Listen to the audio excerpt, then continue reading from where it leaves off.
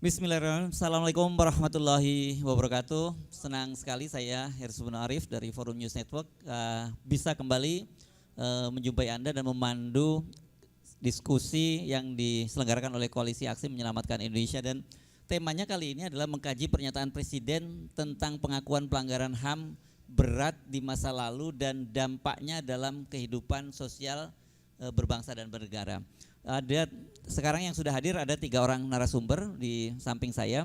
Orang pasti akan bertanya-tanya kenapa Profesor Sri Edi Suasono yang diundang, karena beliau seorang ekonom gitu.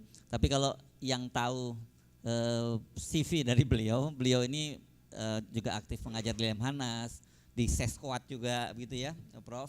Jadi banyak bersentuhan dengan persoalan-persoalan tidak hanya ekonomi, tapi saya kira ini berkaitan kalau disebutnya politik ekonomi kan gitu ya.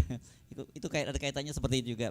Dan di sebelahnya ada Brigjen Purnawirawan Hidayat Purnomo. Ini beliau adalah geng para apa?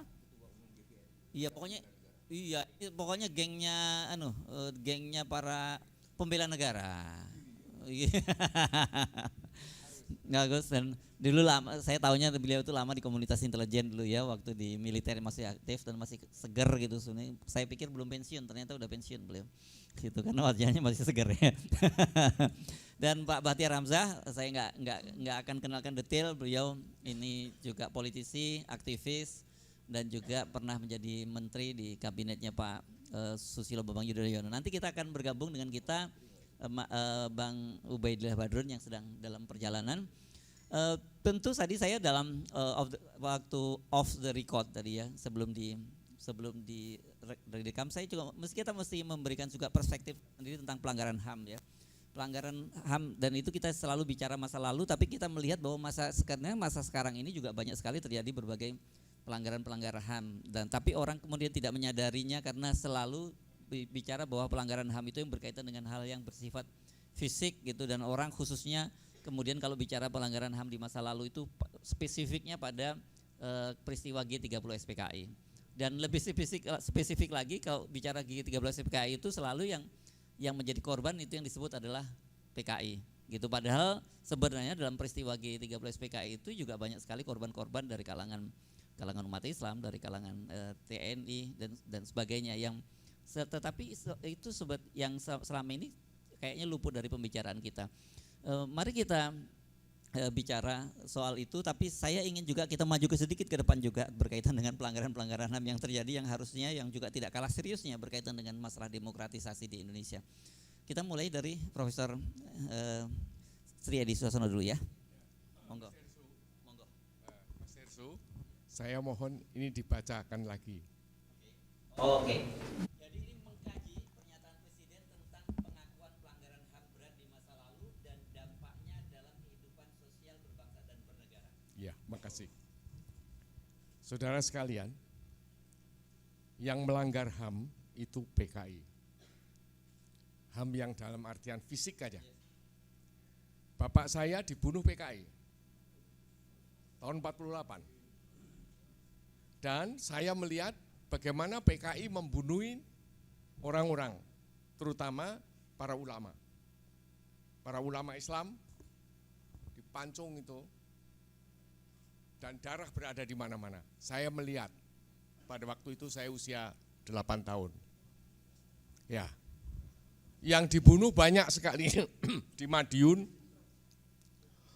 dan di Karisden dan Madiun. Di Ngawi, itu saya melihat sendiri. Jadi yang salah siapa? Pernyataan Presiden yang demikian itu artinya apa? Yang salah adalah orang Islam dan TNI. Oleh karena itu saya beberapa kali bicara, TNI harus bersikap dan membantah pernyataan ini dan berbuat sesuatu. Ya. Kenapa kok yang ditonjolkan oleh Bapak Presiden adalah korban-korban PKI? Padahal korban dari yang non PKI, jenderal-jenderal kita juga dibunuhi, dan juga banyak umat Islam yang dibunuhi, dibantai di Jawa Timur, banyak sekali. Kenapa itu tidak menjadi perhatian Presiden? Dan saya menginginkan betul-betul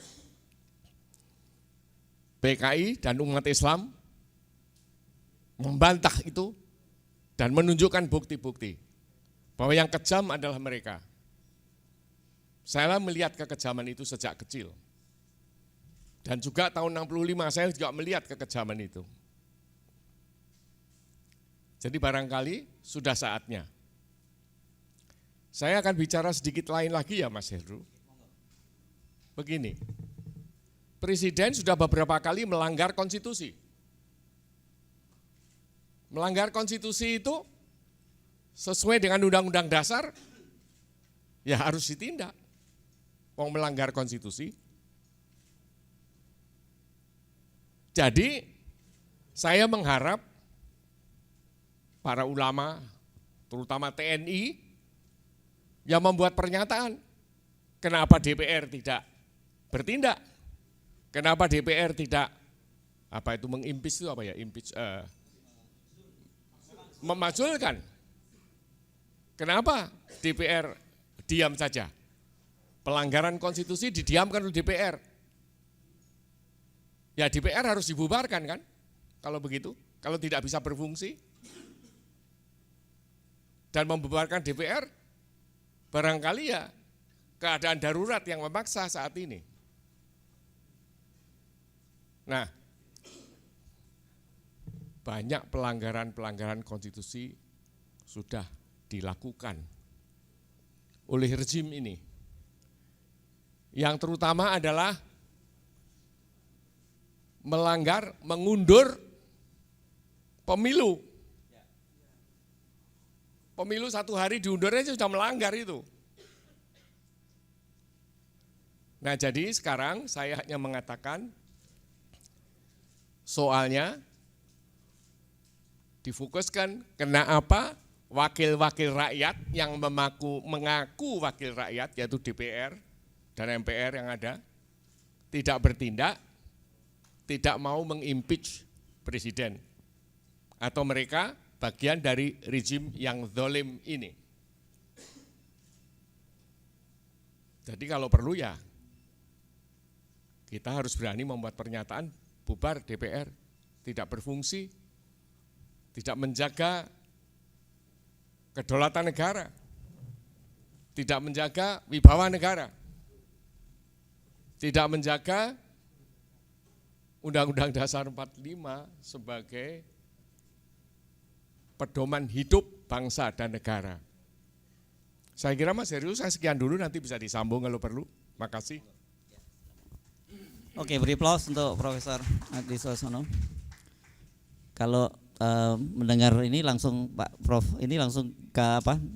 To the point ya. Kita nggak ada tadi ngaling-ngaling lain. Oke, sekarang kita dengar dulu Pak Purnomo dulu ya.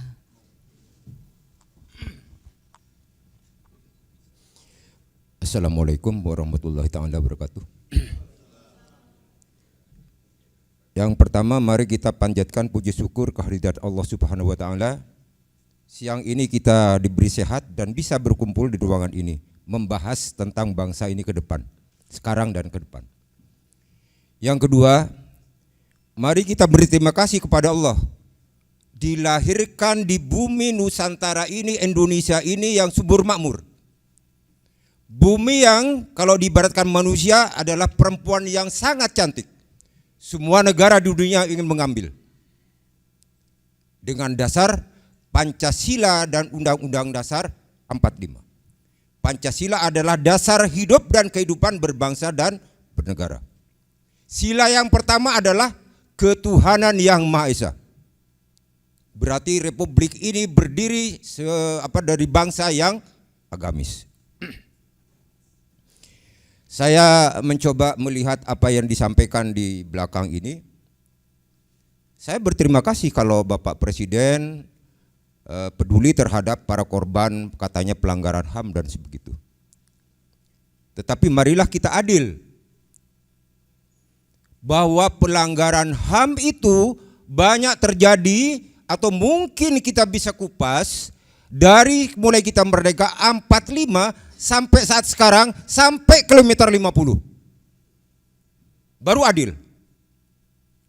Yang kedua, di dalam pengupasan PPHAM terkesan hanya bicara masalah 65, 65, begitulah kira-kira. Berbicara komunis, kita tidak boleh hanya bicara 65. 48 partai ini, komunis ini sudah ingin membuat negara Indonesia yang komunis. Musuh pada saat itu sudah ingin membuat Soviet Indonesia. Ini harus disadari oleh kita. Kegagalan Musuh 48 yang dimulai oleh pelakuan orang-orang PKI untuk membunuh para pejabat, para kiai, para santri, khususnya di tanah Jawa. Saya tidak berbicara berapa korban karena PPHAM sudah mendata semuanya. Di saya pun ada. Kebetulan saya adalah ketua Gerakan Bela Negara yang lahir 2015 setelah Bejo Untung kotak-katik ingin dapatkan katakanlah santunan dan sebagainya. Jadi baru periode kedua. Nah, di dalam 48 banyak sekali para ulama, para santri, kata siapa? Kata saya, Pak. Saya juga datang ke tempat santri. Kanigoro dan sebagainya, Jawa Timur, banyak sekali. Kegagalan itu dipelajari oleh Aidit sebagai pemimpin komunis yang kedua. Kalau Musuh itu adalah komunis dari Uni Soviet pada saat itu, tapi Aidit berkiblat kepada Peking. Situasi yang ada di negeri ini dipelajari oleh Mao Zedong. Bagaimana caranya untuk tetap menjadi negara komunis. Sehingga muncullah dari Chu Enlai 100.000 pucuk cung, saya bantu untuk membuat angkatan kelima. Karena kenapa? Di dalam pemerintahan pada saat itu sebelum 65, ada satu keinginan dari PKI komunis untuk membuat angkatan kelima sebagai satu kekuatan untuk menguasai Republik ini. TNI, khususnya Angkatan Darat, menolak. Yang menolak beliau-beliau yang sekarang ada di lubang buaya. Itu yang paling menolak. Itulah yang jadi korban. Nah, sekarang ini ada usaha untuk bagaimana memutar balik fakta. Bahwa komunis-komunis itu adalah korban dari itu semua. Gerakan Bela Negara sudah ada pertemuan dulu di Balai Kartini dan diikuti oleh bedah buku di Lemhanas bahwa PKI sebelaku pelaku G30S PKI. Nah, sekarang ada upaya untuk memutar balik fakta. Kalau seandainya dikatakan bahwa orang-orang PKI itu korban, nah lantas yang melakukan itu semua siapa?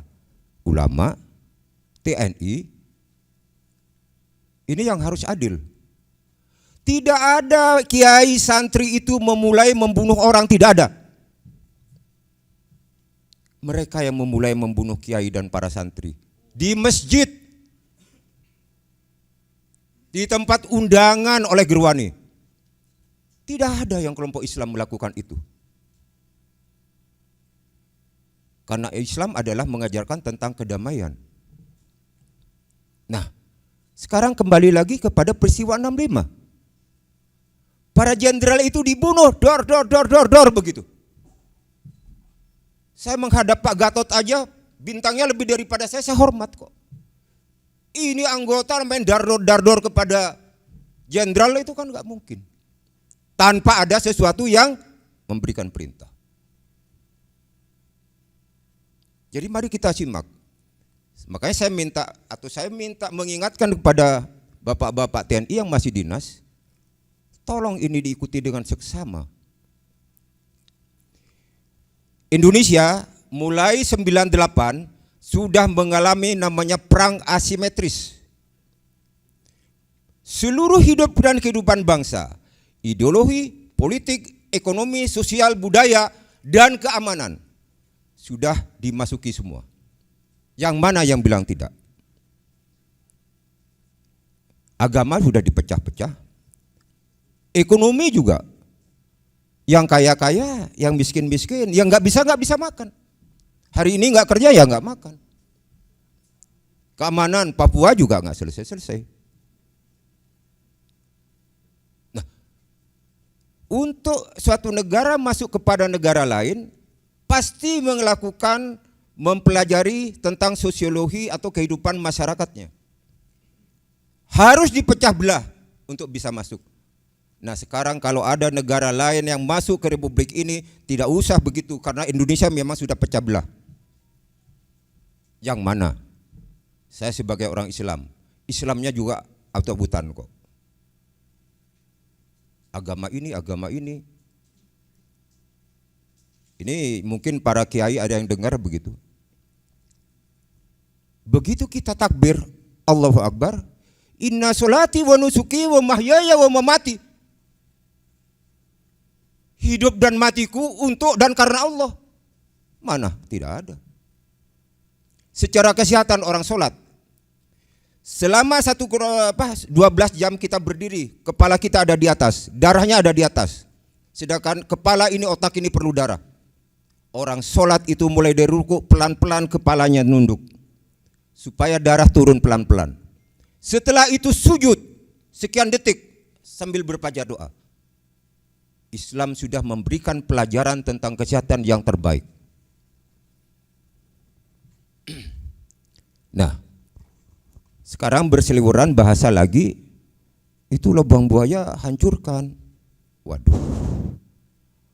Saya berharap kepada pemerintah, tolong dipelajari secara seksama dampak-dampak sosial yang akan mungkin terjadi kalau langkah Kepres 17 PP HAM ini ada berlanjut, karena saya dengar akan ada kunjungan Bapak Presiden ke tempat di mana ada korban. Salah mengunjungi, ini bisa konflik horizontal. Begitu terjadi konflik horizontal, maka negara manapun bisa masuk Republik ini dengan mudah. TNI harus membuat satu contingency plan. TNI adalah pengawal negeri ini. Nah, kalau itu tidak dilakukan, wassalam Indonesia. Nah, saya berharap kepada pemerintah, tundalah itu dulu. Sebenarnya masalah PKI, kalau dulu memang ada surat bebas G30 SPKI, sekarang tidak ada. Bersih lingkungan, sekarang tidak ada. Anak-anak PKI, keturunan PKI ada di DPR. Kata siapa? Ya kata yang bersangkutan ngomong sendiri kok. Ada di mana-mana kok. Dilarang? Tidak. Sudah terjadi rekonsiliasi secara nasional dan alami. Kenapa harus dibuka lagi luka ini? Bukan tidak menjadi menguak luka lagi ini. Bisa terjadi menguak luka ini. Sudah ekonomi tidak kuat, sekarang tidak kerja, tidak bisa makan, tambah ini tambah itu. Saya minta mungkin bapak-bapak TNI sudah membuat satu plan yang kontingensi begitu. Nah, oleh karenanya saya berharap kepada bapak-bapak yang ada di pemerintahan sekarang, mohon dipelajari dengan seksama. Perlukah ini dilanjutkan? Masih adakah hal-hal yang sifatnya lebih urgen? Misalkan tentang ekonomi rakyat yang morat-marit, tentang kehidupan politik yang sebentar lagi pemilu yang dari terbuka menjadi tertutup. Ini pun jadi masalah besar nantinya. Jadi biarlah itu berjalan dengan alami saja, jangan dipaksakan. Dan terakhir kepada bapak-bapak TNI, tolong dipertimbangkan, tolong dipikirkan langkah apa yang akan dilakukan oleh TNI untuk menjaga Republik ini dari kehancuran. Wassalamualaikum warahmatullahi wabarakatuh. Terima kasih Pak Hidayat Purnomo. Bang Batiar, gimana? Sudah siap? Ku tengok Bang Batiar asik ya. Bismillahirrahmanirrahim. Assalamualaikum warahmatullahi wabarakatuh. Tentu gaya saya harus berbeda dari yang dua. Kehadiran saya di sini mendadak, itu satu ya. Yang kedua, saya mencoba membedah ini sesuai dengan judul ini. Mari kita bedah dengan tenang dulu. 11 Januari 2023, Presiden menerima tim penyelesaian pelanggaran HAM berat. Kemudian Presiden berbicara secara tidak langsung pengakuan dan penyesalan. Itu pembicaraannya. Karena berbicara kita ini akan dikutip, maka saya agak hati-hati. Ya, saya takut saya ini, ya semua kita ini disorot semuanya ya. Oleh karena itu, sekarang mari kita mengkaji apa dampak pengakuan dan penyelesaian Presiden itu. Yang kedua, pertanyaan yang menarik. Di dalam tim itu ada yang mewakili TNI sebenarnya itu, walaupun purnawirawan. Saya merasa heran, kenapa sebagai wakil TNI dia nggak mampu melakukan reaksi. Kesimpulan saya hari ini, semangat untuk menegakkan keadilan itu semakin memudar, Pak. Banyak faktor. Bahasa yang kasar, faktor perut aja semua ini. Itu faktornya. Jabatan segala. Oke deh, saya nggak mau menyesalkan mereka itu. Apa dampak penyelesaian dan pengakuan Presiden? Jadi di dalam tim itu melaporkan, ya, tim itu dibentuk dengan Kepres nomor 17 tahun 22. Itu dilaporkan banyak sekali pelanggaran HAM, bukan saja soal PKI, tapi juga menyangkut soal Talang Sari, soal Banta Ali, banyak Semanggi, itu banyak sekali. Bagi kita sekarang soal PKI, ya, pelanggaran 65 6 ini. Apa dampaknya? Kalau pelanggaran HAM itu alat negara yang membunuh, Pak. Bukan rakyat sama rakyat. Umpamanya konflik Madura, Dayak, itu nggak bisa dilakukan pelanggaran HAM. Karena masyarakat sama masyarakat. Dikala alat negara ikut, nah di situ. Nah, sekarang sebenarnya sasaran ini kan ABRI. Apakah pimpinan ABRI tidak ngerti itu dampaknya? Satu, kalau Presiden sudah mengatakan penyelesaian dan pengakuan HAM berat, maka langkah selanjutnya harus menghukum mereka yang bersalah. Bentuknya bisa. Institusi ABRI harus meminta maaf. TNI harus meminta maaf. Itu poin salah satu. Dan yang kedua, pemerintah harus memulihkan hak-hak mereka. Pemulihan hak mereka itu termasuk ganti rugi. Saya ikut terlibat penyelesaian GAM. Maka saya paham itu. Waktu penyelesaian GAM, pemerintah mengganti rugi setiap kombatan 25 juta. Kemudian kepada masyarakat yang terdampak itu ada disebut pembayaran diat. Itu ribuan itu yang harus dibayar. Dan dampaknya itu terhadap keuangan negara. Apa dampak lagi? Hak-hak politik mereka. Kalau hak-hak politik mereka dipulihkan, bagaimana dengan keputusan MPR? Tahap berapa itu saya lupa, yang melarang itu. Ini kan kontradiktif. Saya tidak melihat apakah DPR atau intelektual yang kritis membahas ini. Itu bukan sekedar penyelesaian pengakuan aja. Dampaknya sangat luas. Mari kita lihat tentang TNI. Maka nanti TNI akan dicap penjahat kemanusiaan. Kalau dia dicap penjahat kemanusiaan, maka mata internasional akan menganggap TNI ini tidak boleh ikut lagi dalam tentara perdamaian. Saya takut Panglima TNI tidak boleh keluar negeri, Pak. Ini saya khawatir ya, karena dianggap penjahat kemanusiaan. Jadi dampaknya itu luas. Yang hebatnya kawan Pak Narko semuanya diam aja.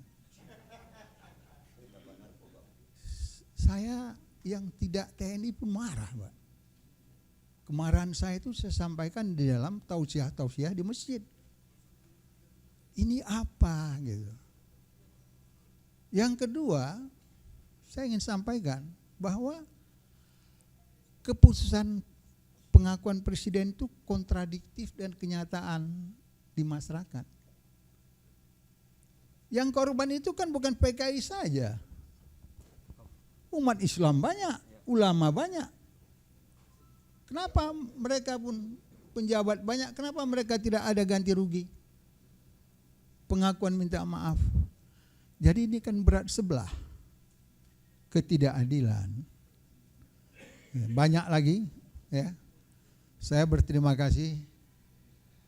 Ya, ini karena saya baru saja dikasih oleh Profesor Hafid Bahan.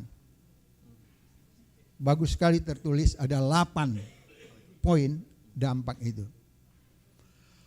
Hadirin yang terhormat, terutama adik-adik yang muda-muda. PKI ini saya kira mungkin di sini saya dengan Mas Edi yang agak tua ya, kita ini tua. Oh senior. Jadi kita mengalami ya, yang tidak mengalami kan nggak tahu ini.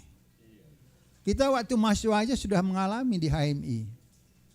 Bagaimana kejamnya GMNI dan pemuda rakyat. Asal kita pawai berakhir dengan lempar-lemparan batu. Kita aja merasakan.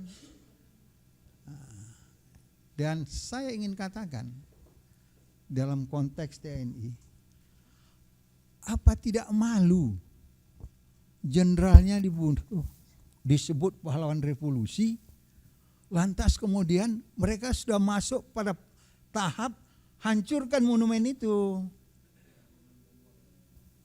Monumen itu dihancurkan, salah satu cara untuk menghilangkan bukti sejarah. Akan begitu. Ya. Itu kan tidak cerdas kita melihatnya ini. Ada anak muda yang mengatakan, komunis nggak ada kok sekarang. Buktinya di Cina tidak komunis. Siapa bilangan Cina tak komunis? Partainya tunggal kok, partai komunis. Nggak ada cerita pemilu sana. Bahwa ekonomi liberal betul. Tapi partai itu tidak boleh ngomong dong. Bagi mereka yang taat beribadat akan dikatakan bahwa agama itu candu masyarakat. Tidak usahlah kau beribadah, buang waktu. Dan kemudian anak-anak yang tidak ngerti, apalagi tidak punya pendidikan agama, maka mereka akan berbicara tentang logika. Tuhan itu memang tak ada katanya. Kalau ada coba kau tunjukkan. Ini kan karena mereka tidak tahu. Itulah bahayanya komunis. Partai komunis, siapa bilang tidak ada di Cina? Ada. Siapa bilang umat Islam sana bebas? Terkekang kok. Lihat aja bagaimana pembasmian Uighur. Itu kan bukti-bukti. Maka hari ini itu akan terjadi kalau ini enggak dilawan. Yang sakitnya bagi kita aktivis Islam, sorry ya, saya merasa kok dari TNI itu tak ada reaksi. sudah dia dikatakan nanti penjahat kemanusiaan, dia tenang saja kok. Apa dia tidak sadar kata-kata presiden itu pengakuan dan penyesalan itu dan akan memulihkan hak-hak, Pak. Dampaknya memulihkan hak-hak. Hak-hak itu hak politik dan hak sosial dia. Dan kemudian harus diganti rugi.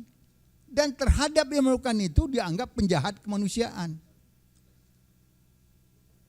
Nah, ini sebenarnya ada tantangan yang menurut saya perlu ada kajian yang mendalam lagi. Ya perlu ada menyampaikan lah. Kalau kebetulan dia tidak ngerti, dia tanyalah pada pusat sejarah ABRI kan. Ya dikajilah itu. Saya ingin mengusulkan ya, saya nggak tahu, sesquad tolong dikaji itu dampaknya. Kan TNI ini punya sesquad, punya Lemhanas, sesko TNI kaji. Kalau nanti ada kajian itu bahwa dampak penyesalan dan pengakuan presiden terhadap ini, kejahatan HAM berat ini, tidak ada apa terhadap TNI, umumkan aja. Maka kita nggak perlu berbicara dengan TNI. Kan enak daripada kita berspekulasi kan. Kita yang hari ini yang risau, yang bersangkutan tidak ada apa-apa kok. Ya sudahlah kita tahu. Bukan berarti dengan demikian kita menyerah, enggak. Karena kita ini aktivis, tidak ada kata menyerah sama kita. Saya kira jangan dipanjang lagi.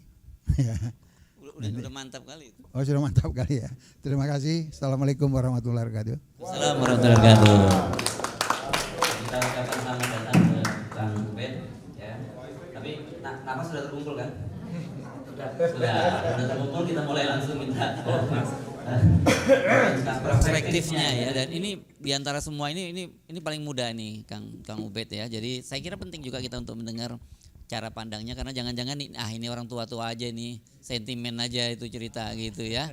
Nah mari kita dengar gitu, karena buat anak-anak kan mereka ini banyak yang sama sekali saya kira Kang Ubed dia berapa tahun, 70-an ya lahirnya Bang Kang Ubed ya.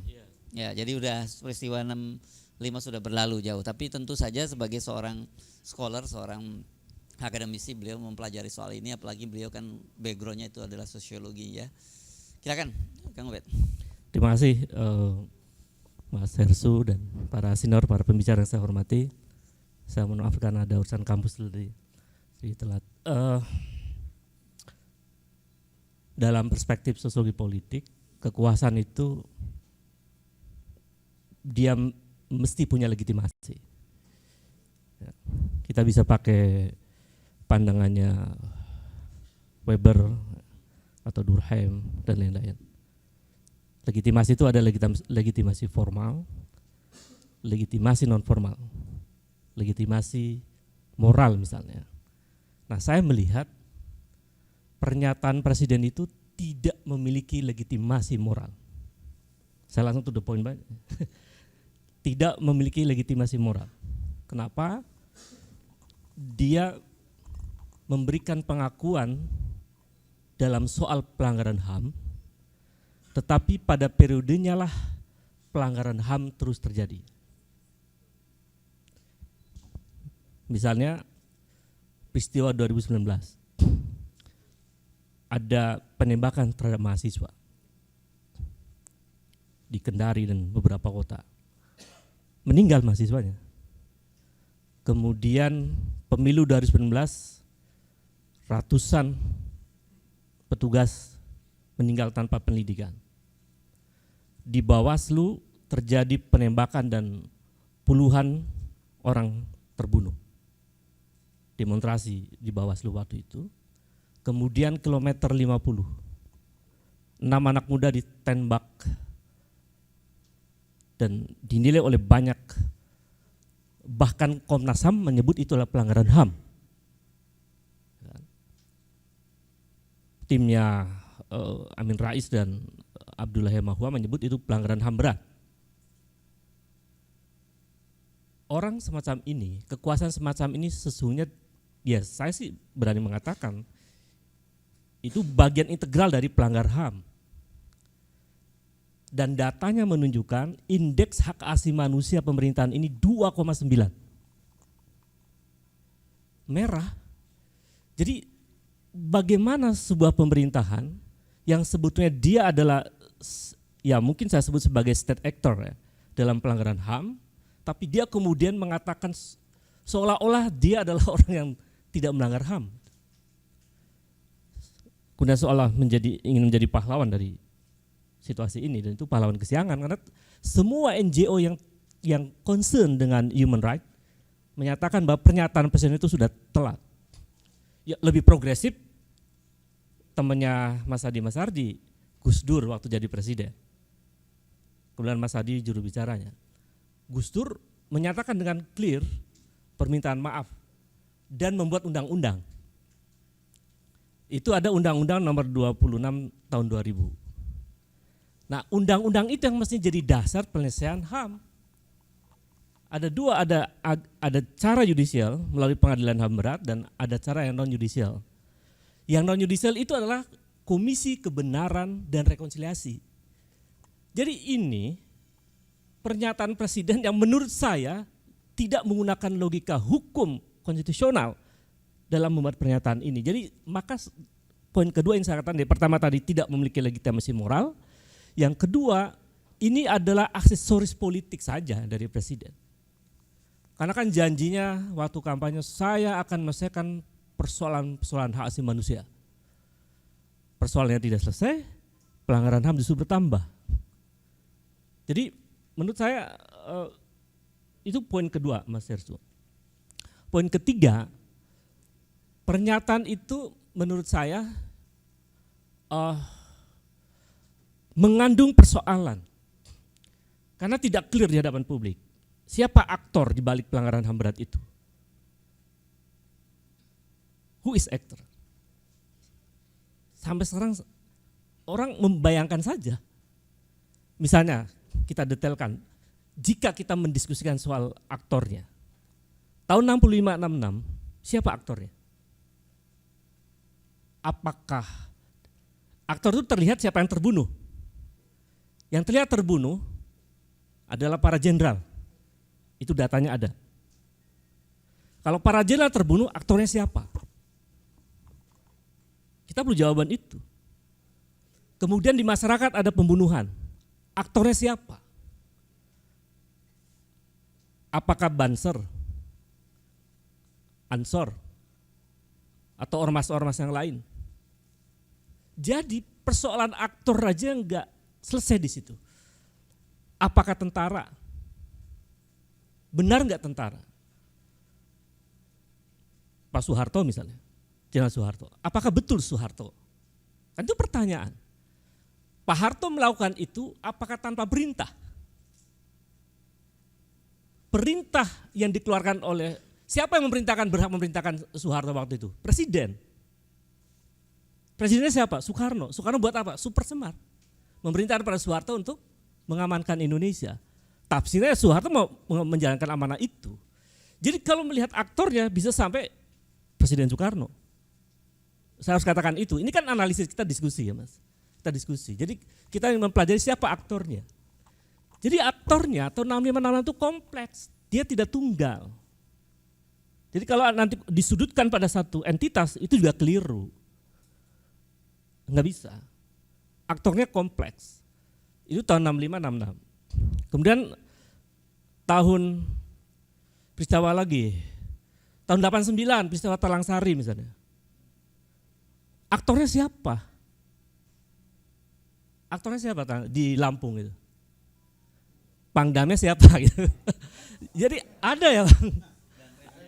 Dan remnya siapa? Ya Garuda Hitam. Jadi kalau kita telusuri aktornya, saya mau mengatakan presiden nggak usah ngomong itu dulu lah, bersihin dulu aja lah aktor-aktor pelanggar HAM itu yang ada di lingkaran istana itu. Karena presiden mengatakan di antara pelanggaran HAM itu peristiwa Talang Sari kan. Nah salah satu aktornya ada di lingkaran istana. Kalau kita menggunakan analisis aktor. Yang kedua apalagi? peristiwa Semanggi 1, Semanggi 2. Siapa yang paling bertanggung jawab pada peristiwa itu? Kalau logikanya adalah logika komando, ada panglima waktu itu. Nah pertanyaannya panglimanya siapa waktu itu? Nah itu yang jawab ya. Nah sekarang Wiranto ada di mana? Di istana. Jadi ini kan masih tafsir diskursus ya. Dan bisa jadi ini benar, bisa jadi kan kita bisa perlu diskusikan. Jadi kalau kemudian membenahi persoalan HAM, aktornya ada lingkaran istana, Mas. Ketua Dewan Pertimbangan Presiden lagi ya, kalau nggak salah. Ini tolong dicek. Itu ngeri. Jadi selesaikan dulu lah itu orang-orang di lingkaran istana yang melanggar HAM. Siapa lagi aktornya, Mas? Jadi itu analis aktor di tahun 99, 98, 99. Kemudian ada peristiwa yang dinyatakan oleh Presiden itu, peristiwa Aceh, peristiwa Papua, itu terjadi tahun 2002, 2023. Panglimanya siapa? Presidennya siapa? Tahun 2002 presidennya siapa ya Mas? Nah Megawati. Jadi kalau kita lihat logika aktornya, Soekarno kena, ya kan, dengan panglimanya dan banyak masyarakat yang terlibat dalam konflik sosial besar itu. Tahun 80-an, kalau kita melihat aktor bisa Soeharto dan tentara dan kelompok-kelompok masyarakat. Jadi tidak tunggal aktornya. Kemudian tahun 98-99, di situ ada siapa? Ada Wiranto, ada presidennya Habibie, ada menyebut tadi Prabowo. Nah, Prabowo ada di mana sekarang? Pemerintahan di istana juga. Jadi ini apa ini? Jadi drama aja itu yang sebenarnya dilakukan oleh Pak Lurah, ya. Oleh Presiden, bapak-bapak dan ibu. Nah jadi itu tahun 2002, 2003. Sampai di situ sepertinya yang dilaporkan yang dinyatakan oleh Presiden. Dari 12 peristiwa itu, dari 65 Orde Baru, reformasi sampai tahun 2023. Kenapa kasus Munir nggak dimasukkan ya? Nah, itu aktornya ada di mana? Jadi maksud saya, persoalan ini adalah persoalan yang kompleks. Analisisnya bisa sosiologis maupun analisis politik, aktor. Jadi kalau menggunakan analisis sosiologis bahwa ada persoalan sosial yang terjadi menjadi background atau latar belakang dari peristiwa itu. Kalau analisisnya aktor, aktornya tidak tunggal. Dan yang menariknya di antara aktornya ada di lingkaran istana. Dan itu PR besar dari Presiden. Pelanggar HAM dekat dengan istana, dipelihara pula ya, diberi posisi. Itu kan pertanyaan-pertanyaan penting yang saya kira yang kita kritik langkah ini. Kemudian karena ini aksesoris politik, tapi kita tahu saya terlalu banyak mencatat kebohongan-kebohongan Presiden ya Mas. Jadi ya ini watak politiknya itu kalau nggak ada yang melawan, jalan terus dia. Kalau ada yang mengkritik, dia bertimbang-timbang. Jadi kalau ini jalan terus, nah ini baru kita bicara soal dampaknya. Ini dampaknya dasar. Karena pasti akan ada persoalan ekonomi di situ. Bang Bakhtiar pasti paham, mungkin kalkulasi saya bisa puluhan triliun ya Mas. Ya Bang, untuk pembiayaan dari pernyataan ini. Untuk memberikan rehabilitasi, santunan dan sebagainya. Meskipun tadi saya katakan secara logika hukum tidak berdasarkan Undang-Undang 26 tahun 2000 tentang pengadilan HAM berat. Jadi mestinya harus lewat pengadilan diputuskan. Ini kan tidak. Namanya juga tim penyelesaian non yudisial. Kenapa tidak membentuk komisi kebenaran dan rekonsiliasi? KKR itu. Itu yang benar. Bukan membuat tim yang timnya juga dipertanyakan kredibilitasnya. Tidak semuanya kredibel tuh di antara timnya. Jadi, nah karena posisi yang semacam ini menurut saya dampaknya akan berbahaya. Di antaranya adalah menimbulkan membuka luka lama. ya, yang di eranya Bang Baktiar tahun 60-an, pasti itu akan muncul kembali. Karena yang jadi korban bukan hanya mereka yang kemudian disebut sebagai PKI dan simpatisannya. Yang jadi korban juga adalah non-PKI, umat Islam yang juga banyak dibunuh, ditembak, di macam-macam gitu. Atau masyarakat biasa yang non-Islam, Katolik dan sebagainya. Ada penyerbuan di gereja dan sebagainya, kan banyak. Saya kira Prof. Edi banyak sekali itu mungkin cerita yang dibalik layar dari peristiwa tahun itu. Nah, jadi dampak sosialnya akan membuka luka lama dan membangkitkan emosi publik. Dan ini dalam kajian sosiologi disebut naiknya social tension. Jadi ketegangan sosial itu naik. Jadi ini memang presiden ini suka sekali menaikkan tensi sosial masyarakat. Dengan kebijakan yang aneh, yang tidak pro rakyat dan sebagainya, dan termasuk yang ini. Gitu. Itu dampak pertama secara sosial, Mas. Kemudian secara ekonomi, negara tentu saja luar biasa harus mengeluarkan uang banyak itu. Sebetulnya satu aja kalau kasus Aceh diselesaikan itu sepertinya Indonesia nggak mampu juga untuk memenuhi itu, karena makanya harus dilihat perkaranya. Apakah itu perkara pelanggaran HAM berat? Betul, ada genosida di situ. Salah satu ciri genosida itu adalah menghilangkan ras etnis tertentu dalam satu wilayah. Itu pelanggaran HAM berat.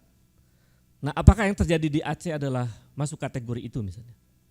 Atau karena ada tugas negara untuk mengatasi persoalan di Aceh dengan cara damai. Tapi begitu cara damai nggak selesai, konflik bisa dihindari, maka terjadi korban.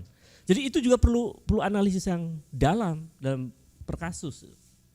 Jadi membuka luka lama dan itu akan menaikkan tensi sosial.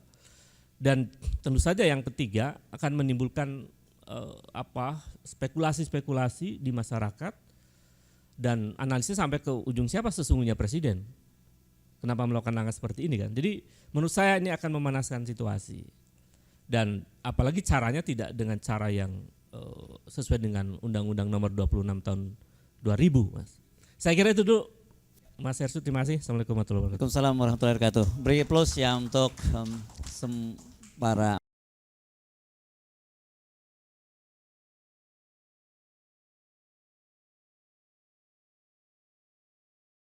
ini kan kalau Prof Edi ini kan di Ngawi ya Prof ya, jadi bertetangga langsung dengan Madiun, ini daerah hotspotnya begitu ya, itu daerah hotspotnya. Dan mungkin buat anak-anak muda yang nggak tahu, orang tuanya Prof Edi itu dulu ketua pengadilan kalau nggak salah ya, pengadilan ya hakim pengadilan di Ngawi itu yang jadi korban dari PKI pada waktu itu. Kalau tadi kan banyak yang digorok dan ini ditembak ya Prof Edi ya, bersama oleh Pak. Tadi 7 pejabat yang waktu itu.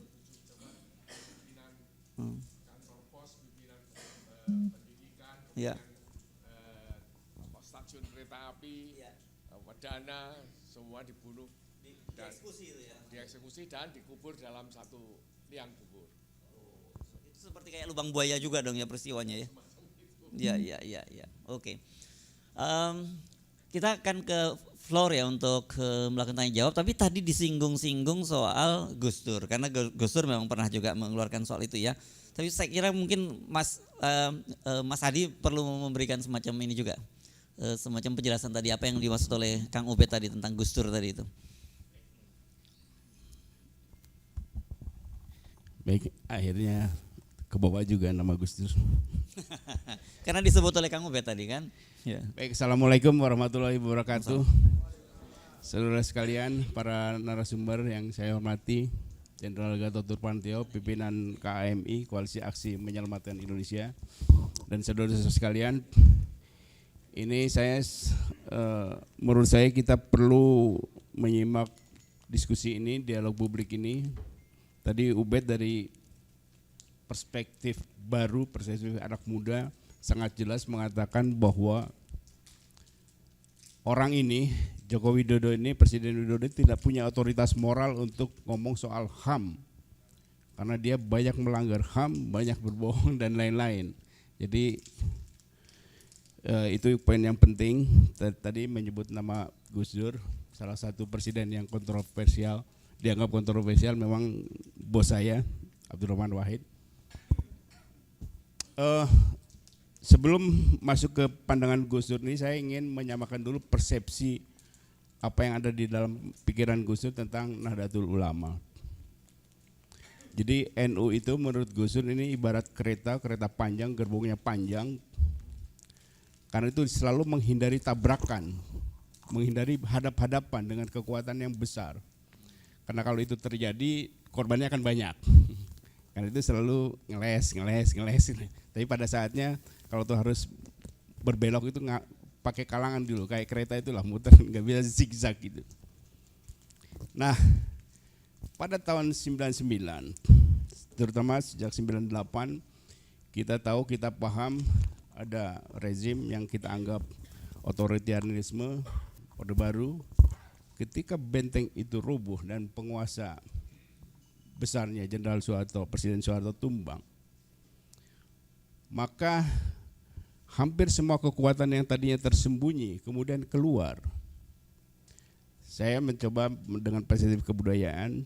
Kalau saudara-saudara pernah nonton film Lion King, ketika Lion King mati, itu kadal, kecoa, serigala, harimau yang penjahat-penjahat semua keluar. Itu. Jadi perlu ada king baru. Jadi ketika kekuatan besar tumbang, akan menimbulkan kecoa-kecoa dan pokoknya yang binatang-binatang jahat itu muncul. Dan salah satu kekuatan yang selama ini tersembunyi waktu itu adalah komunis, yaitu korban-korban yang keluarga dan lain-lain. Gus Dur memahami ini, dia ingin ngecek petanya itu seberapa besar sih kekuatan ini. Nah, tetapi sebagai pimpinan NU, dia perlu ingin menyelesaikan persoalan keluarga besarnya dengan para korban waktu itu kelompok komunis. Karena itu beliau tidak segan-segan untuk meminta maaf, tapi itu pun ada strateginya, yaitu ketika tahun 99 sekitar akhir Oktober mengundang Pramudia Anantatur, pengarang besar, memang berteman dengan Gus Dur, diundang ke istana. Kemudian beliau bicara ngobrol soal yang lain-lain, terutama soal pandangan Pramudia soal laut yang ditulis di dalam novelnya Gadis Pantai itu. Dan konon katanya ini salah satu yang mendorong penguatan pikiran Gus Dur untuk membuat Menteri Kelautan. Nah, tapi dalam dialog itu ada bicara soal minta maaf kepada Pram atas peristiwa itu. Kemudian Pram bertanya, ini atas nama pribadi atau atas nama NU, Gus? Kata Gus, ya terserah aja lah, gitu aja repot, dianggap sebagai NU juga nggak masalah. Yang penting ini adalah clear. Dan Gus juga ngomong, kamu juga harus minta maaf. Jadi dua-duanya. Nah, pandangan Gus Dur waktu itu dia pakai pendekatan kebudayaan. Jadi kalau kita pernah nonton misalnya film Romeo Juliet yang Shakespeare itu, ada dua keluarga Montague dan Capulet yang berseteru. Kemudian ada Romeo dan Juliet, anak-anak keluarga yang berseteru ini bercinta, kemudian dua-duanya mati. Ketika dua-duanya mati, persoalan ini tidak pernah diusut apakah kesalahan ada di Romeo atau ada di Juliet. Tapi kemudian diselesaikan begitu saja. Jadi ada persoalan, nah menurut Gus Dur, persoalan komunis, peristiwa tragedi yang baik yang mulai tahun 20-an sampai 48 sampai ke 65 itu, ini sudah peristiwa kultural, sosial, politik yang kompleks. Dan ketika masyarakat secara natural sudah menganggap ini selesai, ya sudah. Karena itu pernyataan maaf ini, kata Gus Dur, ini nggak bisa dideskripsikan atau dielaborasi menjadi ganti rugi, apalagi pakai uang negara dari APBN. Itu nggak ada jalan ke situ. Nah, persoalan ini pernah ditulis oleh sahabat saya, Sastro Al-Ngatawi, dalam bukunya, bahwa pertanyaan maaf kultur itu pernyataan maaf kultural. Jadi tidak dikaitkan dengan ganti rugi dan rehabilitasi dan lain-lain. Karena semuanya kan sudah clear, sudah biasa lagi. Karena kalau diangkat lagi siapa yang salah, ini menjadi persoalan baru yang tidak akan selesai. Jadi pesan Gus Dur kepada saya dulu itu, masalah itu ada dua. Persoalan yang tidak bisa diselesaikan dan persoalan yang bisa selesai dengan sendirinya. Jadi kalau yang bisa diselesaikan bukan persoalan. Nah, jadi kalau persoalan yang bisa selesai dengan sendirinya ya biarin aja selesai dong. Kalau persoalan yang tidak bisa diselesaikan ya ngapain kita persoalkan? Nah gitu aja kok repot. Jadi saya ingin jelaskan kembali bahwa Gus Dur menganggap ini sebuah tragedi kebudayaan seperti dramatik tragikal yang ditulis oleh Shakespeare, Romeo dan Juliet. Ini semua selesai, menarik untuk ditonton sebagai film tapi tidak untuk persoalan baru. Dan pernah juga Gus Dur ngomong soal ini, soal TAP MPR nomor 25 itu minta dicabut. Dicabut waktu itu saya tanya, Gus maksudnya apa? Ya kita pengen lihat kekuatan mereka itu seberapa besar dan kekuatan anti komunis seberapa besar.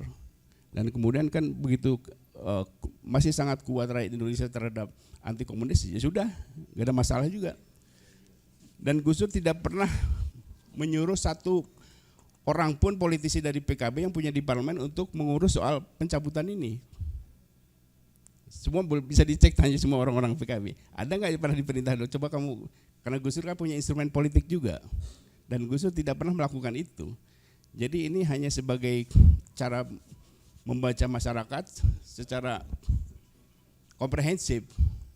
Ya kita pahamlah psikologi orang yang tidak bisa melihat ini kan ukurannya itu pakai yang pendengaran. Nah Gus Dur mencoba itu mengeluarkan satu bunyi, kemudian reaksinya seperti apa, kemudian dia bikin keputusan. Jadi saya kira itu Pak Ersub, Pak Narasum, terima kasih. Wassalamualaikum warahmatullahi wabarakatuh. Ini kalau mendengar penjelasan itu kan mesti kalau Gus Dur mesti kita cerna lebih jauh lagi ya Pak. Apa yang mesti dimaukan oleh Gus Dur. Oke baik, silakan kami undang ibu-ibu, bapak-bapak yang akan menyampaikan pendapat atau mengajukan apa? Gimana? Mbak Ida dari mau nyakin pandangan nggak ada. Habib Musin atau siapa Pak Narko? Monggo silakan. Nggak ada. Oke. Jangan kita udah kalau nggak ada kita kembalikan lagi ke narasumber. Siapa? Siapa? Oh, Profesor Laudy Kamaluddin. Silakan. Ayo.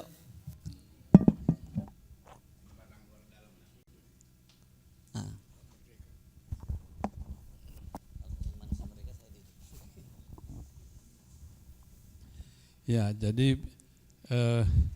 bicara kasus ini sebetulnya apa yang disampaikan para pembicara ini sudah selesai. Saya mau pendek saja, yaitu presiden ini adalah pahlawan kesiangan yang sesungguhnya tidak perlu menyampaikan yang sudah jelas. Ya itu tidak ada masalah. Saya kira itu aja kesimpulannya. Terima kasih. Mantap. Ini tapi kalau dari pengalaman saya biasanya Pak Presiden ini sekedar mencari headline saja, gitu. Jadi begitu udah jadi headline ya selesai, udah selesai sebenarnya. Jadi ya yang penting sudah jadi headline dulu gitu. Nanti kalau tanyain soal dari mana duitnya tadi yang gede-gede, nggak lebih baik untuk bikin bangun IKN daripada untuk memberikan itu kan gitu.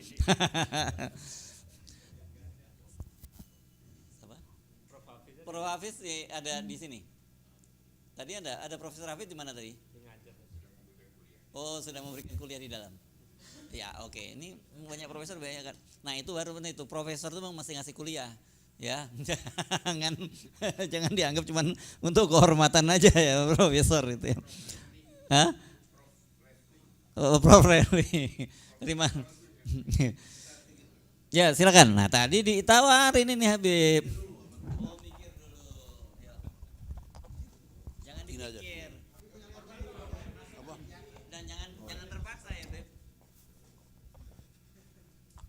Terima kasih. Pertama, bahwa negara kita ini adalah negara yang bangsanya adalah punya jati diri. Jati diri bangsa Indonesia adalah bangsa yang beragama dan menjunjung tinggi nilai agama. Oleh karena itu, maka sejak zaman Belanda atau pasca merdeka tetap bahwa tidak akan ketemu sistem komunis yang anti Tuhan, anti agama tersebut ada di Indonesia. Dan ternyata memang beberapa kali pemberontakan sudah terjadi dan mereka alhamdulillah tidak berhasil, dan mereka tidak akan pernah berhenti. Mereka akan selalu merongrong dan akan selalu memberontak, berusaha agar supaya Indonesia menjadi negara komunis. Sekarang ini adalah sebuah klimaks yang kita tunggu, maka paling lama 2024 apabila Indonesia, bangsa kita ini tidak bisa mempertahankan kedaulatan, maka siap-siap untuk menjadi yatim piatu di negerinya sendiri. Ini harus menjadi kesadaran kita semuanya bagi masyarakat Indonesia dan yang beragama dan menjunjung tinggi nilai agama. Karena kalau lewat pasti ini akan terjadi dan akhirnya kita menyesal, ya kan? Itu yang pertama. Dan masalah Kepres 17 ini ternyata yang namanya kompensasi itu secara terselubung telah dilakukan. Sudah ada 3.000 ya keluarga PKI yang sudah disantuni oleh mereka secara terselubung. Ini terjadi. Dan kita sudah awas-awas sejak lama sudah, ketika LBP menjadi Menko Polhukam, kita sudah protes. Kita sudah demo, kita sudah datangi ke kantornya, dia mengatakan mustahil ya Habib. Kita akan membiarkan negara minta maaf kepada komunis, kepada PKI. Kalau sampai terjadi, anak buah saya pasti sudah akan menembak kepala saya. Kata LBP itu. Di depan kita itu langsung begitu. Tapi ternyata apa? Memang ini adalah orang-orang yang busuk, orang-orang yang jahat, yang memang mereka adalah merupakan orang-orang yang menggerakkan daripada bagaimana Indonesia menjadi negara komunis. Dan nyata, sekarang sudah koleganya adalah Cina RRC, dalam bahasa Jawa itu namanya ceto welo-welo, udah nggak jelas lagi, sudah nggak ada terselubung. Semakin hari semakin nyata siapa sebetulnya mereka. Oleh karena itu perlu kita semua memberi kesadaran kepada masyarakat bahwa kita dalam bahaya yang sangat besar dalam kedaulatan negara kita, dan kita semua harus bangkit berjuang untuk mempertahankan kedaulatan negara kesatuan Republik Indonesia yang beragama dan menjunjung tinggi nilai agama. Sekian, assalamualaikum warahmatullahi wabarakatuh. Assalamualaikum warahmatullahi wabarakatuh. Oke, kalau tidak ada pernyataan lagi, saya undang Pak Gatot Nurmantio untuk memberikan semacam catatan akhir.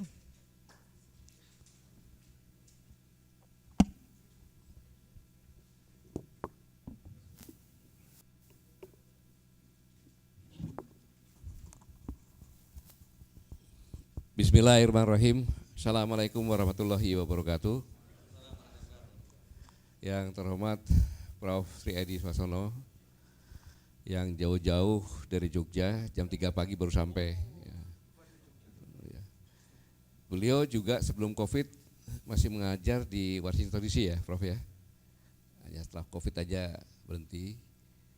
Kemudian Presiden TNI Purnawirawan Purnomo, ini waktu saya masih letnan, beliau sudah kapten.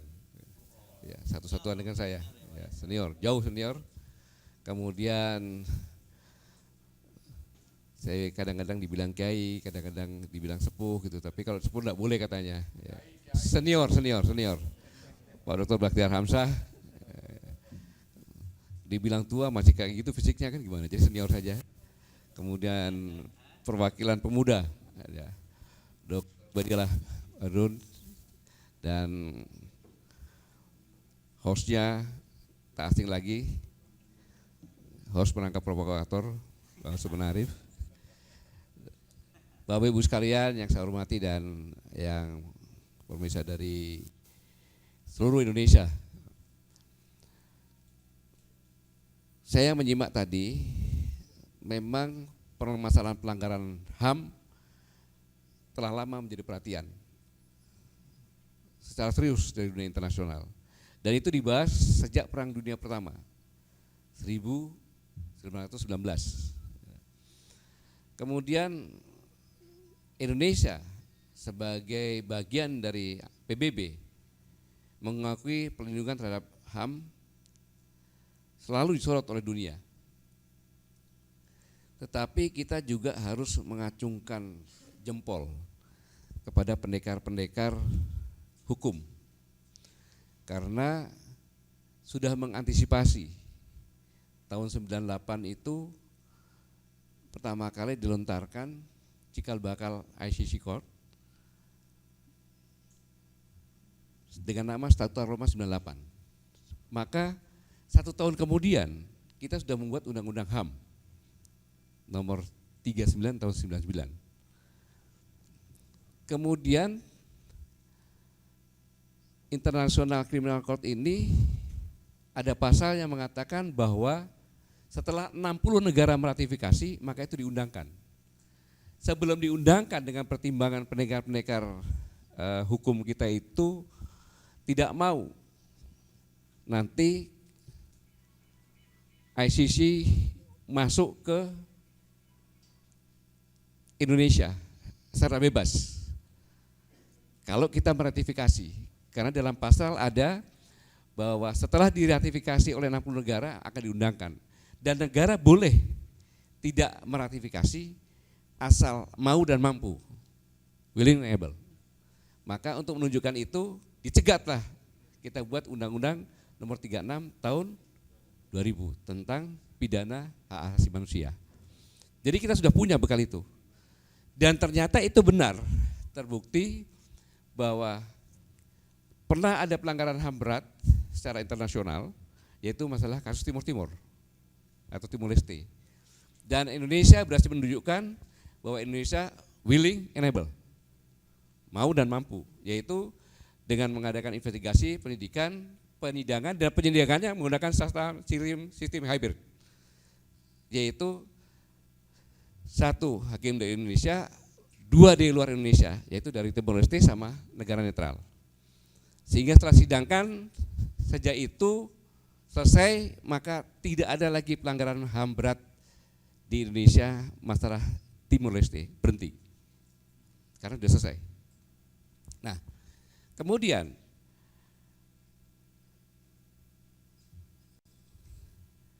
masalah pelanggaran hak asasi manusia ada 2 cara, yaitu dengan cara tadi yuridis dan non yuridis. Kalau dengan yuridis diadakan investigasi, penyidikan, kemudian persidangan dan sebagainya. Litigasi namanya, dengan non litigasi. Nah, saya paham bahwa dengan apa yang disampaikan oleh Presiden itu dengan tujuan adalah untuk menunjukkan kepada dunia internasional bahwa negara Indonesia punya niat yang baik untuk menyelesaikan pelanggaran HAM berat. Niatnya baik, kita melihat itu. Jadi Presiden niatnya baik, karena dunia internasional selalu menyorot ini seluruh dunia. Tetapi apakah pembantu-pembantu Presiden menyampaikan mengerti, abai, atau tidak tahu, atau masa bodoh? Karena apa? Sebagai contoh, 19 tahun yang lalu, 24 Februari 2004, kita telah melahirkan suatu undang-undang bahwa anak keturunan PKI boleh menjadi anggota DPR. Pas hari ini 19 tahun yang lalu. Dan tidak ada reaksi apapun juga. Karena memang tidak ada dendam. Hingga kini bahkan anak keturunan PKI ada yang jadi menteri, ada yang jadi dosen, ada yang deputi, ada apapun jabatan, tidak pernah protes, nggak ada masalah. Di TNI terindikasi, ya. Jadi nggak ada. Nah, dengan demikian maka sebenarnya sekarang ini telah terjadi rekonsiliasi secara alamiah. Itu dulu yang kita catat. rekonsiliasi secara alamiah. Aman, tentram, nggak ada masalah tentang ini. Seperti yang dikatakan tadi Gus Dur, kalau itu sudah bisa diselesaikan secara alamiah, ngapain lagi dipermasalahkan? Tadi. Nah, sekarang yang terjadi permasalahan, seperti Pak Bahtiar sampaikan pada 11 Januari, mengatakan bahwa benar, Presiden mengatakan benar telah terjadi pelanggaran HAM berat dan saya sangat menyesali. Itu satu poin. Yang poin kedua, ya, kita akan memulihkan ya, kata-kata memulihkan kondisi korban. Selanjutnya, Menko Polhukam mengatakan bahwa Presiden akan mengunjungi korban-korban sampai dengan yang ada di luar negeri. Padahal korban-korban semua yang di luar negeri, apapun juga, karena dia perkawinan, tidak pernah lapor lagi 10 tahun, dan sebagainya, kehilangan kewarganegaraan, itu sejak Pak Awaludin sebagai Menteri Hukum sudah mengeluarkan juga, boleh kembali melaporkan, tanpa melihat latar belakang loh itu. Jadi sebenarnya nggak ada masalah, nggak ada masalah. Yang karena ditugaskan Bung Karno ke luar negeri terus dianggap sebagai PKI segala macam, boleh pulang, nggak ada masalah. Udah pada Pak Awaludin, jadi nggak ada masalah. Justru ini membuat masalah baru yang dampaknya sangat luar biasa. Mari kita sama-sama. Pelanggaran HAM berat berdasarkan pasal 7 Undang-Undang Pidana Hak Asasi Manusia nomor 36 tahun 2000. Itu adalah pelanggaran HAM berat terhadap atau dalam bentuk genocide atau genocide dengan pelanggaran tentang kemanusiaan. Kejahatan genosida adalah seperti yang kata Pak Baridun tadi, adalah perbuatan yang dilakukan dengan maksud untuk menghancurkan atau memusnahkan seluruh atau sebagian kelompok masyarakat, baik ras, golongan, kelompok, bangsa dan sebagainya. Itu genocida. Selanjutnya, dengan melakukan membunuh anggota kelompok, mengakibatkan penderitaan fisik dan lain sebagainya. Sangat luar biasa, pembunuhan sebagian atau semua satu kelompok. Ini tuduhan yang sangat luar biasa loh ini. Kemudian kejahatan terhadap kemanusiaan. Yang dimaksud adalah perbuatan yang dilakukan sebagian atau serangan luas dan sistematis terhadap penduduk sipil. Ya dengan membunuh juga. Nah, ini yang dituduhkan dan diakui. Jadi Presiden saat berbicara mengatakan telah terjadi pelanggaran berat, itu bukan sebagai kepala pemerintahan, tetapi sebagai kepala negara. Karena yang disampaikan sudah berlalu-lalu, bukan dalam pemerintahannya. Itu dulu yang sama-sama kita pahami. Dari penyampaian ini, walaupun dikatakan non-yudisial, tapi sebagai kepala negara tidak boleh bicara sendiri tanpa landasan dengan DPR. Gitu. Tanpa landasan DPR. Apalagi dalam rentang pemerintahan seperti Bang Bahludin sampaikan, banyak sekali pelanggaran-pelanggaran HAM berat. Dan HAM internasional pun menyoroti dan kita belum melakukan langkah-langkah. Saya bilang kita belum langkah-langkah yang mengatakan kita mau dan mampu. Tetapi belum ini selesai, sudah memutuskan seperti ini. Yang katakan tadi syarat dengan moral. Mengapa demikian? Karena dengan Presiden mengatakan telah terjadi pelanggaran berat dan saya menyesali, itu keyakinan jelas bahwa Presiden mengakui, mewakili negara, mengakui telah terjadi pelanggaran berat dan pelakunya adalah negara. Ini sama-sama kita pahami dulu, adalah pelakunya negara. Maka kalau negara yang melakukan, siapa alat negara? Karena state actor itu harus bersenjata. Jadi kalau kelompok orang melakukan pembunuhan, itu kriminal.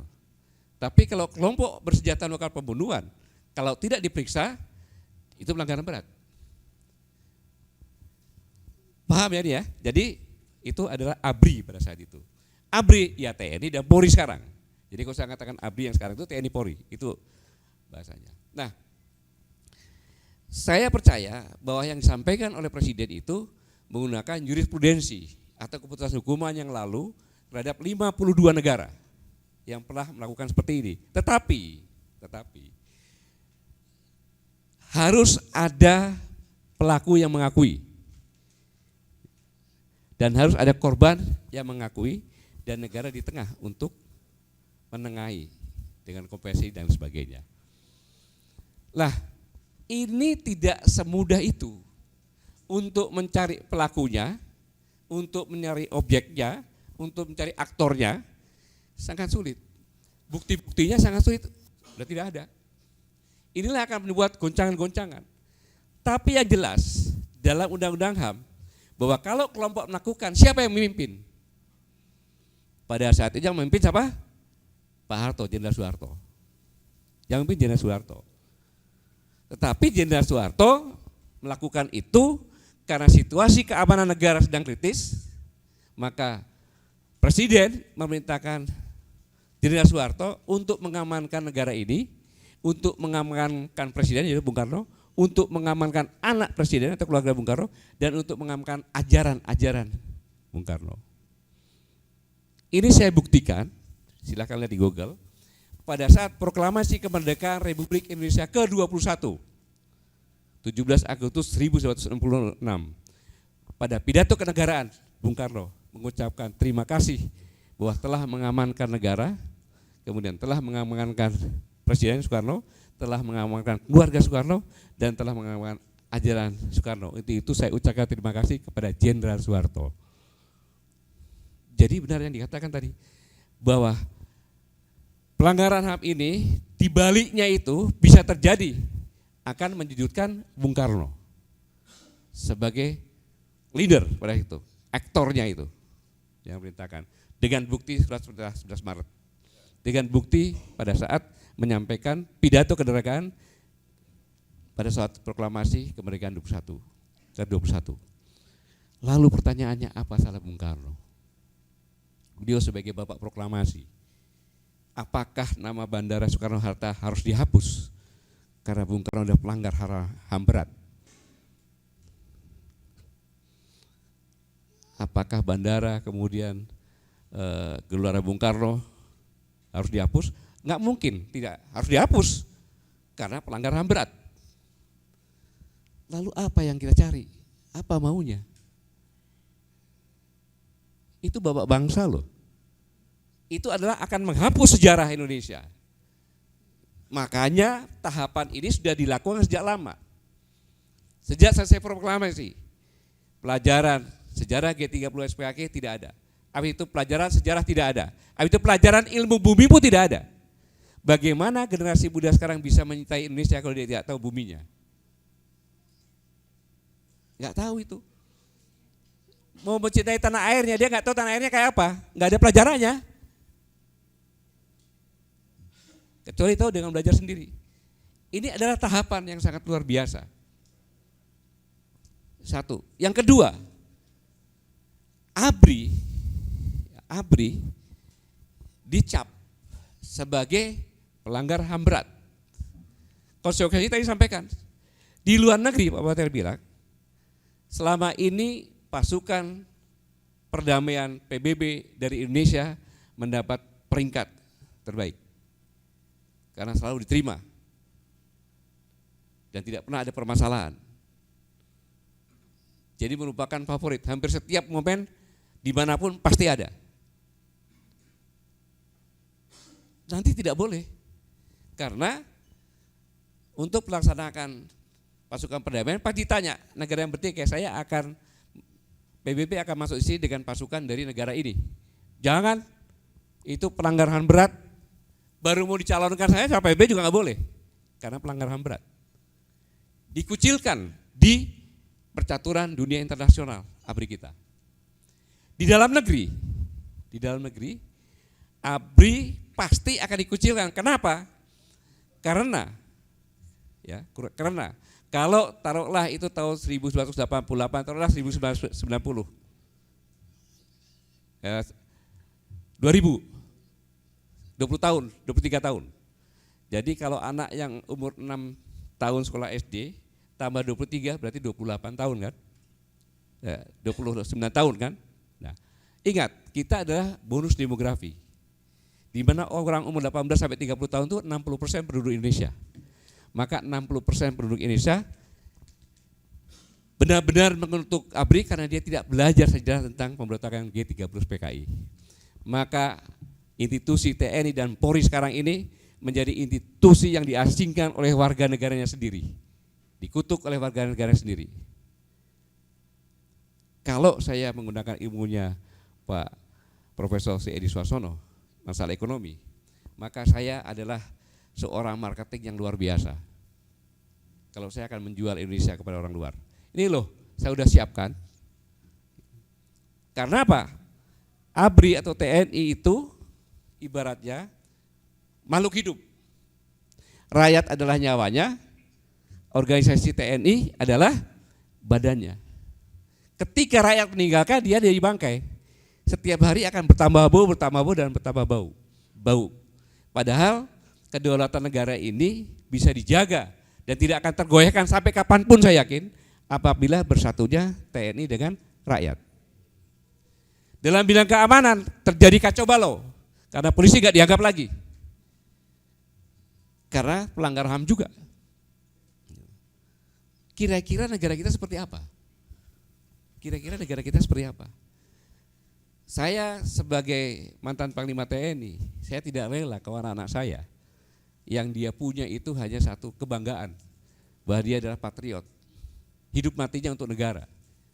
Hanya itu yang dia miliki. Gaji kecil kok. Terus dijadikan seperti ini. Sangat luar biasa. Benar yang dikatakan oleh Pak Batiar, Pak Purnomo, Pak Prof, kemudian Pak Ubed. Harusnya yang bicara ini bukan saya sudah di luar ABRI, saya sudah di luar TNI. Hanya saya merasa saya sebagai masih bapaknya mereka saja. Tapi seharusnya TNI berbicara ini, karena jelas menyangkut TNI sekarang dan ke depan. Sebagai marketing saya bilang, ini loh TNI sekarang sudah nggak laku di sini, nggak ada apa-apanya dia, nggak akan belain dia. Silakan Anda masuk kapanpun bisa. Selanjutnya, yang lebih parah lagi, bahwa akan mengatakan akan memulihkan. Kalau rumahnya terbakar, pulihkan, dibangunkan rumah. Begitu kan? Kalau pekerjaan tidak ada, maka diberikan pekerjaan. Kalau sakit, disembuhkan. Kan gitu. Maka profesionalismenya juga sama. Kalau saya dulu ketua DPD Partai Komunis, saya minta dipulihkan dong jabatan saya sebagai ketua DPD Partai Komunis Indonesia, sebagai sekjen. Maka ini sebenarnya adalah pintu masuk untuk kembalinya Partai Komunis Indonesia hidup di negeri ini. Di mana negeri ini berdasarkan Undang-Undang 1945, negara berdasarkan ketuhanan yang Maha Esa. Tidak boleh ada satupun kelompok di sini yang tidak berdasarkan ketuhanan yang Maha Esa. Itu makna undang-undangnya itu.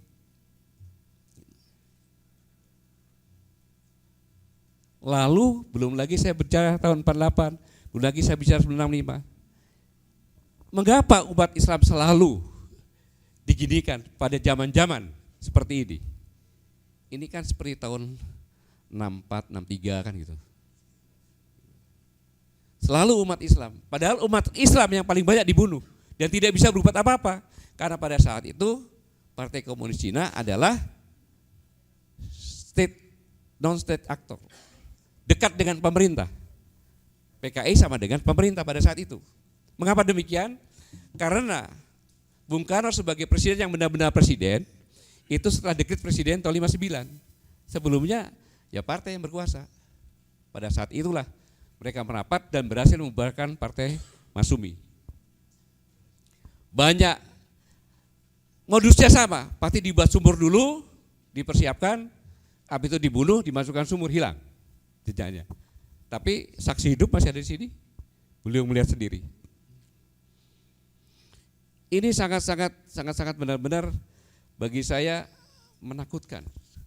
Dan tahapan ini pernah diingatkan oleh Kiai Hari, yang beliau mengatakan PKI itu pandai menghapus jejak. Maka yang pertama kali dihapus dulu jejaknya dia kan. Bersambung dengan masyarakat, pakai cover apapun juga. Tidak ada yang bicara apapun juga. Itu PKI. Selanjutnya dia membersihkan dirinya. Dia cover, ada yang jadi kiai, ada yang jadi pendeta, ada yang jadi segala macam tokoh masyarakat. Baru pelan-pelan dia menimpakan kesalahan kepada orang lain. Mulai nih, yang salah Islam, yang salah ABRI. Kemudian baru minta orang lain memberi ganti rugi kepada dia. Ini semuanya adalah sudah pada tahap terakhir. Jadi Kiai Hasyim Muzadi almarhum sudah mengingatkan ini adalah tahap terakhir, di mana dia sudah berani meminta kompensasi dan menyalahkan kepada orang lain. Ya, pelanggaran berat jelas yang salah adalah ABRI, kemudian akan diberikan. Apa yang saya sampaikan di sini, jadi tentang mengkaji apa dampaknya, maka kita harus bersiap-siap. Kehidupan sosial kita semakin hari bukan semakin baik. Pasti akan terjadi gelombang-gelombang. Jelas Islam akan marah. Karena dia sebagai penjaga kedaulatan negara yang berdasarkan ketuhanan yang Maha Esa. TNI pun kalau sadar, kalau benar-benar, maka dia pun akan menjaga. Karena saya ingat, kenapa? Bukan karena apa-apa. Saudara-saudara sekalian, saya ingatkan, setiap prajurit kita ini ketika dia dilantik, maka ditanya oleh pemimpin atau inspektur upacara, bersediakah saudara-saudara disumpah? Semua wajib mengatakan bersedia. Yang kedua ditanya, dengan cara apa? Masing-masing berteriak, Islam, Kristen, Buddha, Hindu. Baru yang ketiga, tokoh-tokoh agama maju, kemudian ada perwakilan yang di atasnya Al-Quran, yang Alkitab dipegang Alkitab, kitab beda juga. Ikuti kata-kata saya. Demi Allah saya bersumpah. Bagi yang Islam ikuti kata-kata saya. Demi Allah saya bersumpah. Yang agama Kristen ikuti kata-kata saya. Demi Tuhan saya berjanji, dan seterusnya.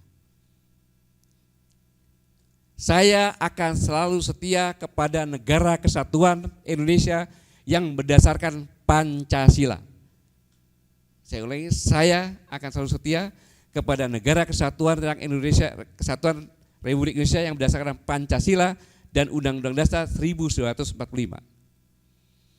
Jadi apabila Pancasila akan diganti dengan masuknya PKI hidup lagi, maka Pancasila akan diganti. Tidak mungkin kelompok orang yang ateis hidup di negara yang berketuhanan yang Maha Esa kan gitu.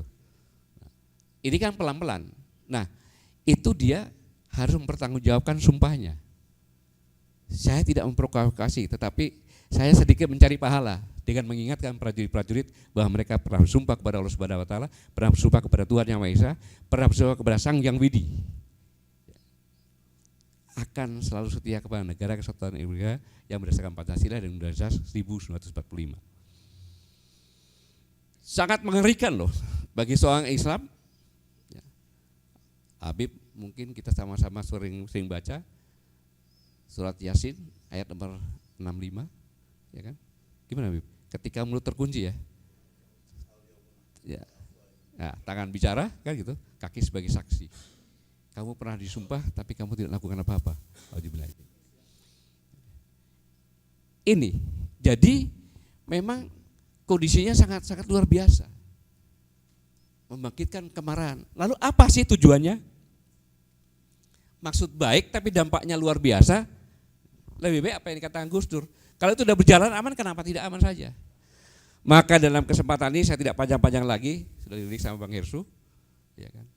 Saya yang menyarankan kepada Presiden, mohon perintahkan kepada orang-orang sekelilingnya, adakan kajian secara teliti, khususnya dampak-dampak dari kehidupan sosial ke depan itu seperti apa. Kita akan terbelah lagi dan makin terbelah lagi, apalagi sekarang tahun politik, akan semakin memanas. Ini sangat berbahaya. Yang saya sampaikan ini adalah saya menyimpulkan apa yang dikatakan Profesor, kemudian Profesor Edi, kemudian Pak Purnomo, Pak Bahtiar, Kang Ubed semuanya.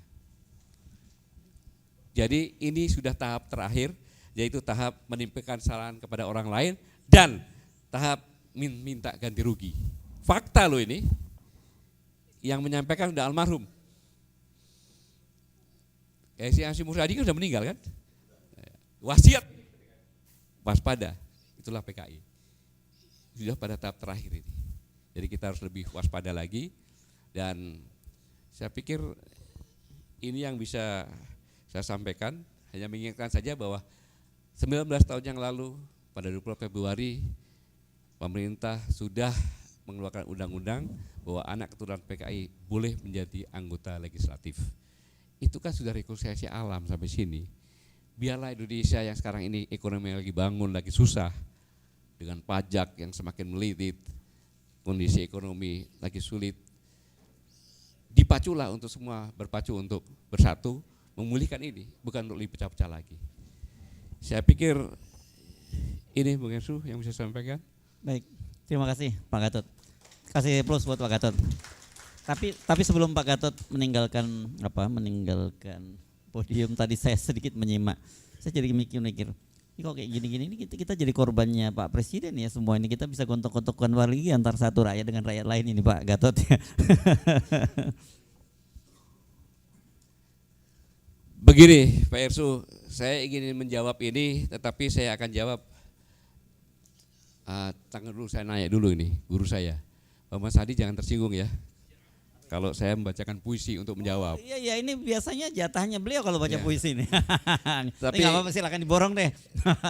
Tadi kan katakan, oh rejim ini bagaimana, begini-begini kan bagaimana. Oke. Ya. Ini menarik ini Pak. Coba Ya. Pak, ini menarik kalau Pak Gatot baca puisi. Coba kita simak dengan seksama ini. Tolong dikoreksi. Ya, Terima kasih. kamera jangan sampai nggak on ya, nggak sampai record ini Pak. Jarang-jarang Pak Gatot baca puisi. Puisi sendiri Pak atau Nanti saya kasih tahu lah. Jadi puisi ini judulnya Maaf.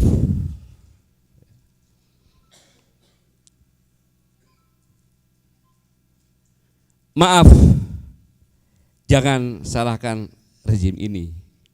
Ya, ini karena jawaban untuk Mas Hersu tadi pertanyaannya. Tapi maaf, mengapa ya tadi dia macan sekarang jadi kambing? Maaf sekali lagi. Maka wajar jika sekumpulan anjing menggonggong-gonggong sambil menggiring kambing-kambing ke tepian jurang. Maaf loh, maaf sekali. Itulah kenyataan sekarang. Maaf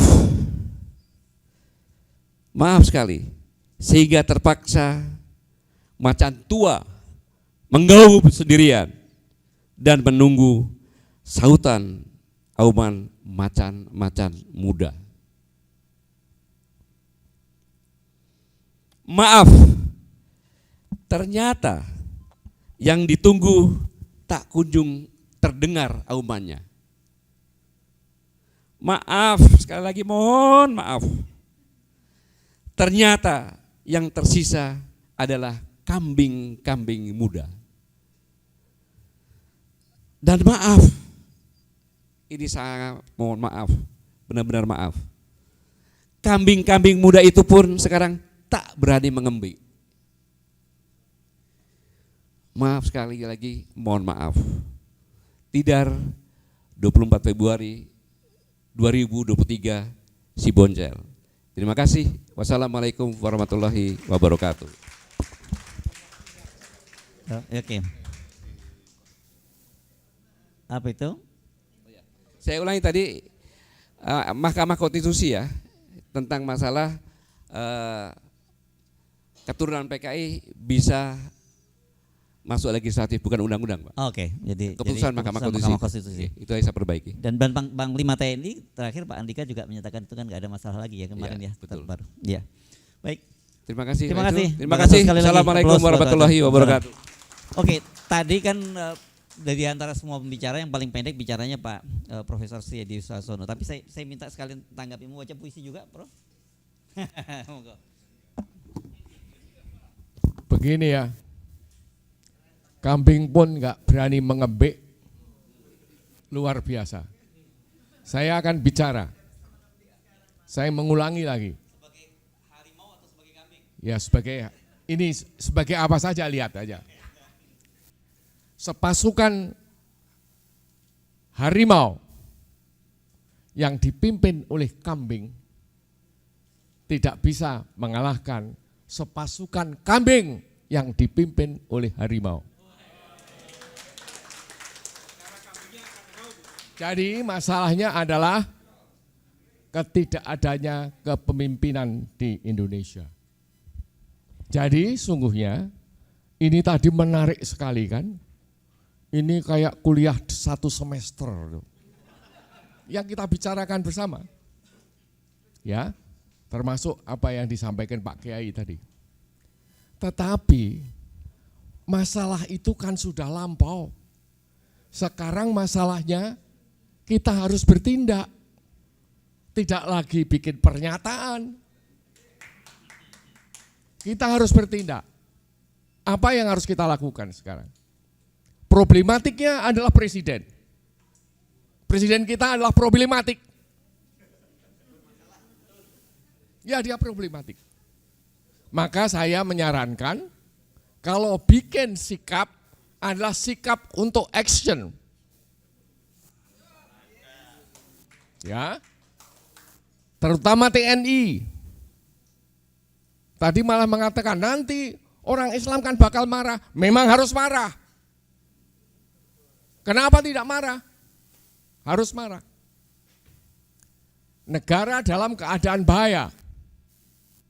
NKRI terancam. Dan negara bisa mengganti negara baru, yaitu negara komunis. Sudah diomongkan. Tidak usah diulang-ulangi lagi. No. What should we do? Should we do? Jadi saya menunggu action. Terima kasih. Ingat, sepasukan kambing yang dipimpin oleh harimau bisa mengalahkan sepasukan harimau tapi dipimpin oleh kambing. Harimau yang dipimpin kambing, harimaunya pun mengembik, tidak mengaum.